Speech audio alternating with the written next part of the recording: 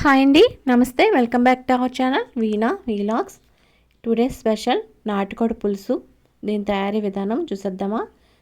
ముందుగా మా ఛానల్లోకి ఎవరైనా కొత్తగా వచ్చినట్టయితే సబ్స్క్రైబ్ చేయడం మర్చిపోకండి. అలాగే నాటుకోడి పులుసు ఎక్కువగా మన సంక్రాంతికి వండుకుంటాం కదండి, పండగల్లో ఎక్కువగాని.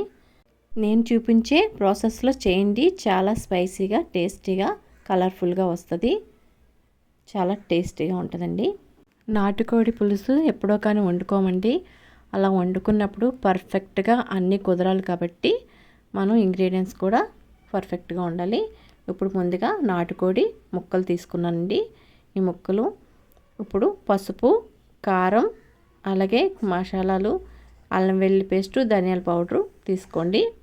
ఇప్పుడు దీన్ని పక్కన పెట్టి ఒక కుక్కర్ తీసుకుని అందులోకి సరిపడా ఆయిల్ వేసుకోండి. కర్రీకి సరిపడా ఆయిల్ హీట్ ఎక్కిన తర్వాత ఇందులోకి మనం 2 దాల్చిన చెక్క ముక్కలు, అలాగే 2 యాలకులు వేసుకుందాము. వీటిని దోరగా లైట్గా ఫ్రై చేసుకోండి. లో ఫ్లేమ్లో ఫ్రై చేసుకోండి.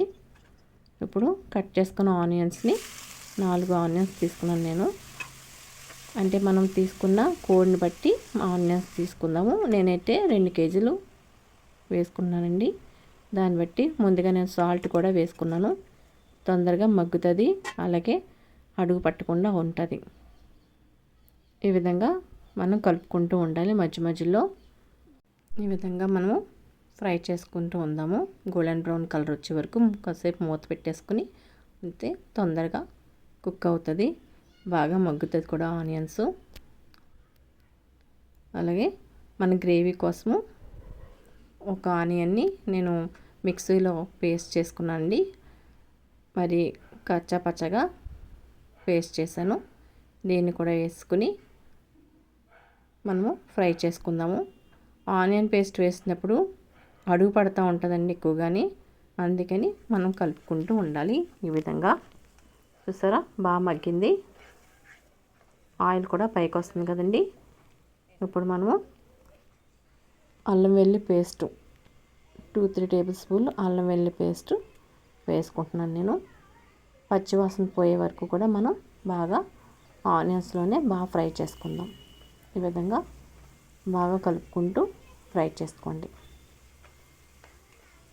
ఫ్రై చేసుకుని ముక్కలు ఉన్నాయి కదండి, నాటుకోడి ముక్కల్ని వేసేసుకోండి. ఇవి ఊరి నుంచి తీసుకొచ్చారండి మా వారు. అందుకనేసి కోడిని కోసేసి ఇంట్లో పెంచిన కోడినే ఏం చేసామంటే ఆయిల్ని పసుపు వేయించి కొంచెం ఆయించి పంపించారు మా అత్తయ్య గారు. దానివల్ల ముక్కలు ఇలా ఉన్నాయి. ఇప్పుడు అందులోకి పచ్చిమిర్చి, పసుపు, కారం, అలాగే మసాలా, ధనియాల పౌడరు, చికెన్ మసాలా, ఉప్పు అన్నీ వేసేసుకుని బాగా కలుపుకోండి. ముక్క అంతా పట్టేలాగా బాగా కలిపేసుకోండి. ఈ విధంగా కలుపుకున్న తర్వాత కొంచెం వాటర్ వేసుకోండి.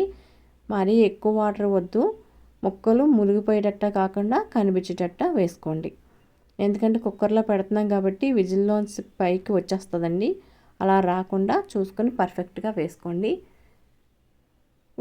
మామూలుగా ఉడికించినప్పుడు ఎక్కువ వేసుకోవచ్చు, కానీ ఇప్పుడు కుక్కర్లో పెడుతున్నాం కాబట్టి చూసుకొని వేసుకోండి. కుక్కర్ మూత పెట్టేసి 4-5 విజిల్స్ వచ్చే వరకు మూత పెట్టుకుందాం మీడియం ఫ్లేమ్లో. ఇప్పుడు చూడండి, చూసారా మనకి పర్ఫెక్ట్ కలర్గా వచ్చింది చూడండి. ఇంకా బాగా ఎక్కువగా పులుసు ఉంది కాబట్టి ఒక 2-3 మినిట్స్ స్టవ్ వెలిగించి కుక్ చేసుకుందాం. ఈ టైంలో ఉప్పు అవి చూసుకోండి. చూడండి, కలర్గా బాగుంది. అంటే మసాలా కారం అయ్యి మేము ఇంట్లోనే ఆడించుకుంటాం, బయట నుంచి కొనమండి. మసాలాలు కూడా ఇంట్లోవే కాబట్టి అందుకని పర్ఫెక్ట్ కలర్ అన్నీ వచ్చినాయి. ముక్క కూడా బాగా ఉడికినట్టు అండి. చూడండి, గ్రేవీ సరిపోతుంది. మరీ ఎక్కువ దగ్గరగా అవ్వకుండా కూడా, అందుకే ఫ్రెష్గా కట్ చేసుకున్న కొత్తిమీరని వేసేసుకోండి. వేసుకుని ఇప్పుడు మనం బౌల్లోకి సర్వ్ చేసుకుందాం. చూడండి, కలర్ అవి చూస్తుంటే నోరు ఊరిపోతుంది కండి. స్మెల్కే గుమగుమలాడిపోతుంది. ఈ వీడియో నచ్చితే లైక్ చేయండి, షేర్ చేయండి, సబ్స్క్రైబ్ చేయండి. అలాగే ఇది వేడివేడి అన్నంలోకి, రోటీలోకి చాలా బాగుంటుందండి. చూసారా, నాటుకోడి పులుసు రెడీ. Thanks for watching.